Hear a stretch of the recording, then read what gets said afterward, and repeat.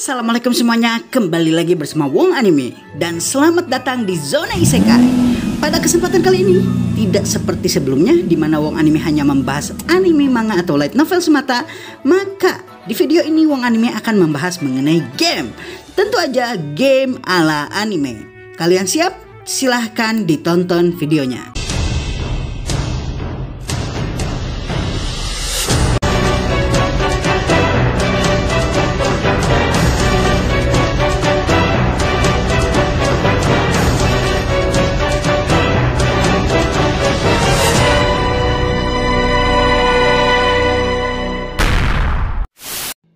Game adalah salah satu sarana favorit Wong Anime untuk mengatasi stres selain anime tentunya. Wong Anime ingat, saat pertama kalinya Wong Anime main PS di rentalan, Wong Anime malah trauma. Wong Anime menghabiskan waktunya bermain game Gran Turismo untuk pertama kalinya dengan balapan ke arah sebaliknya. Sementara peringatan wrong way di atasnya Wong Anime abaikan karena Wong Anime nggak tahu wrong way itu apa. Dan Wong Anime sempat-sempatnya diledek dan dimarahin oleh penunggu rentalan karena nggak bisa main game tersebut. Maklum, kelas 1 SD masih nggak ngerti bahasa Inggris. Setelahnya, Wong Anime menghabiskan waktunya memainkan berbagai macam game hingga sekarang. Dengan kata lain, kalian bisa bilang kalau Wong Anime adalah Wong Gaming juga. Ketika PS2 mulai keluar, maka ada 2 game dari platform ini yang merupakan salah satu dari game terbaik yang pernah Wong Anime mainkan. Pertama adalah Final Fantasy X, game RPG turn-based fight dengan formatnya yang memang story driven alias berfokus pada cerita. Dan yang kedua adalah Monster Hunter, yang walaupun cerita atau storynya hampir nihil, namun gameplaynya sangat luar biasa. Sehingga Wong Anime tidak hanya cukup main di PS2 saja. Wong Anime juga memainkan seri lanjutannya seperti Monster Hunter Portable Third dan juga Monster Hunter Freedom Unite. Untuk Final Fantasy X, berkat game ini pula lah Wong Anime mempelajari bahasa Inggris sehingga kemampuan berbahasa Wong Anime meningkat tajam dan bahkan sampai dibilang kamus berjalan di sekolah. Sekarang ini setelah Wong Anime sekian lama hiatus dari dunia game yang Wong Anime mainkan setiap hari dan ini berlanjut hingga kuliah, namun akhirnya Wong Anime menemukan game yang menurut Wong Anime pas buat Wong Anime sekarang. Mungkin beberapa dari kalian yang menonton video ini adalah salah satu pemainnya. Yaps, nama game tersebut adalah Genshin Impact. Dan Wong Anime bahkan beberapa kali mereferensi inside joke komunitas Genshin di video-video Wong Anime. Terlepas dari banyaknya orang-orang yang menyebut Genshin sebagai plagiat Breath of the Wild, Wong Anime masih tetap menyukai Genshin dikarenakan satu alasan yang bahkan tidak bisa dibantah oleh orang yang menganggap kalau Genshin sebagai game plagiat. Alasan tersebut adalah game ini gratis. Dengan grafiknya yang lumayan luas, storynya yang luar biasa, dan soundtracknya yang bikin orang berkaca-kaca, game ini adalah game yang tidak perlu bayar. Dan tidak hanya itu, game ini juga bisa dimainkan di HP.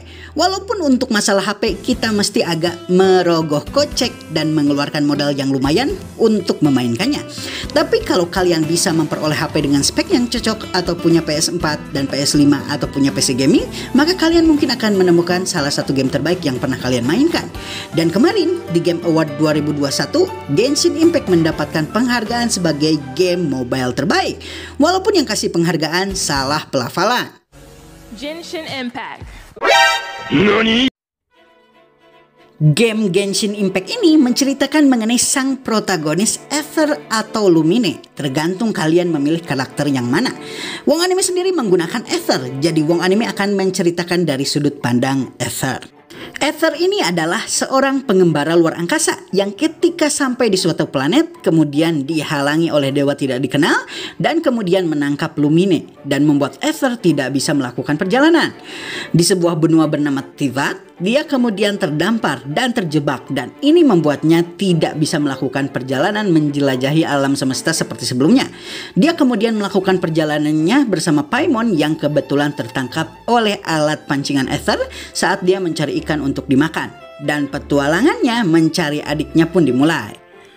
Dalam petualangannya ini, Aether akan mengunjungi sekitar 7 negara di Teyvat.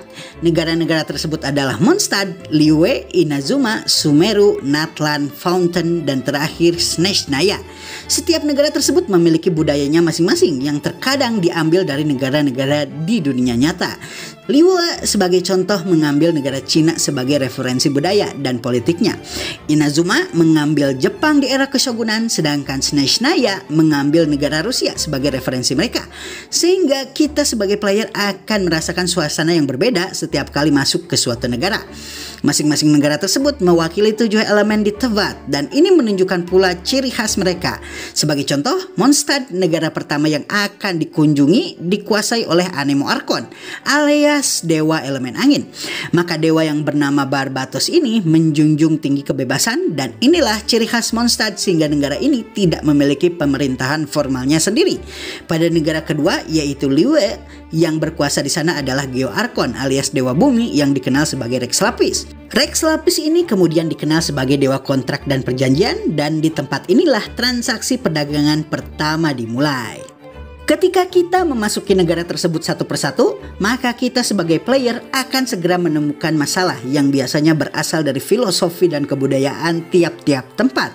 Dan ini tentu saja akan memunculkan story dan jalan cerita atau dengan kata lain konflik. Namun selain 7 negara tersebut, sumber masalah utama yang terjadi pada Aether alias Sang Traveler adalah negara lainnya yang merupakan negara yang pernah melakukan peperangan dengan Teyvat sekitar 500 tahun yang lalu.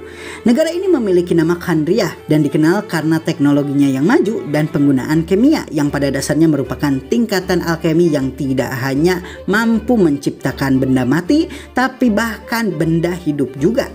Namun kekalahan mereka berujung pada terciptanya para monster seperti Hilichurl dan Abyss Mage yang kemudian bertebaran di Teyvat.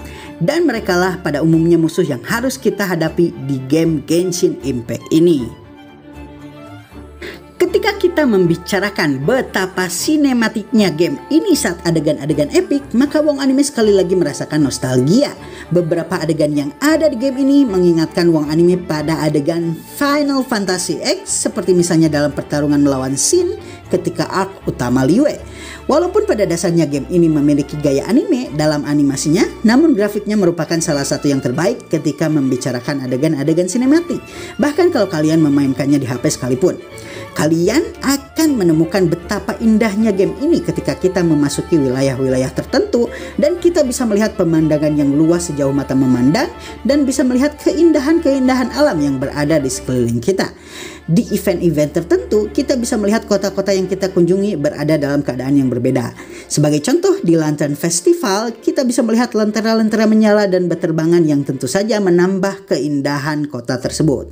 Ketika mereka membicarakan background atau latar masing-masing karakter atau kisah-kisah hikayat yang terjadi di zaman dahulu, maka tiap-tiap negara akan menceritakannya dengan ciri khas masing-masing.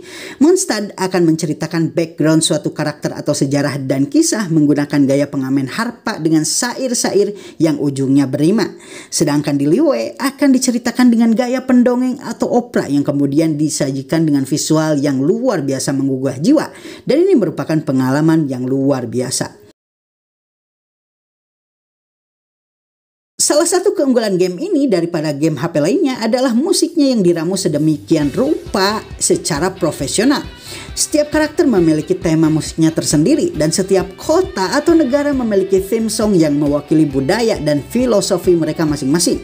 Ketika membicarakan theme song, maka sepertinya MiHoYo, perusahaan yang menaungi Genshin Impact, tidak main-main. Padahal game ini adalah game gratisan. Lagu-lagu tema tiap kota atau negara yang dimainkan pada dasarnya adalah lagu dengan kualitas orkestra nomor 1. Orkestra Yupenchen memiliki ciri khas di mana dia dan kelompok orkestranya selalu memadukan antara orkestra musik modern dengan instrumen-instrumen tradisional dari tiap negara. Membuat apa yang dihasilkan melalui musik-musik yang dia ciptakan menjadi sangat unik dan sangat nikmat untuk didengar. Sebagai contoh, ketika memainkan tema-tema Liyue, maka alat musik guqin yang merupakan kecapi asal Cina akan selalu menyertai konser. Ketika memainkan tema-tema Inazuma, maka koto asal Jepang akan selalu ada dalam musik yang mereka hasilkan. Dan ketika membicarakan Mondstadt, maka alat musik harpa akan menjadi salah satu instrumen spesial di lagu-lagu yang dimainkan oleh kelompok orkestra yang bekerja untuk MiHoYo. Di update terakhir, mereka bahkan memadukan antara lagu opera Cina dengan instrumen modern yang entah bagaimana bisa sangatlah cocok dan luar biasa. Padahal kita tahu kalau lagu-lagu opera Cina dikenal dengan nada yang sangat tinggi ketika dinyanyikan. Di sisi lain, ketika membicarakan theme song untuk tiap-tiap karakter, maka band yang mengerjakan mengenai mereka memberikan pendekatan yang sangat unik. Tidak seperti band-band di Indonesia yang umumnya hanya terdiri atas gitar, bass, melodi, dan drum.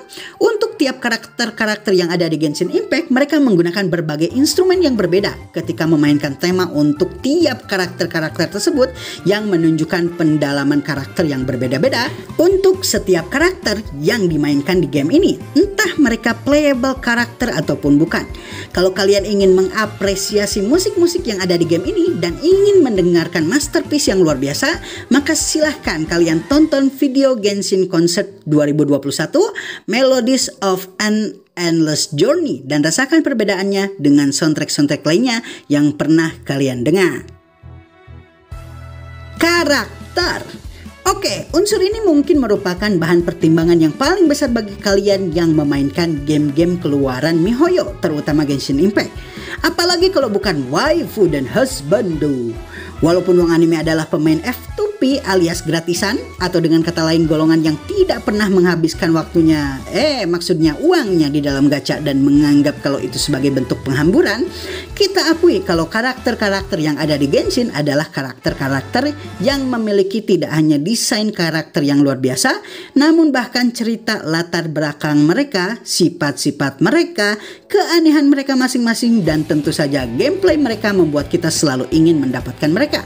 Keunikan mereka dari mulai direktur pemakaman yang selalu bicara dark joke pada orang-orang normal, konsultan yang selalu tidak bawa uang dan selalu bikin temannya traktirin dia, hingga anak teoritis yang sering bikin bom dan membawanya di ranselnya. Setiap karakter ini memiliki keunikannya tersendiri, dan ini tentu saja memotivasi kita yang sayangnya kere ini untuk menghabiskan waktu dan tempat kita untuk mendapatkan karakter-karakter ini.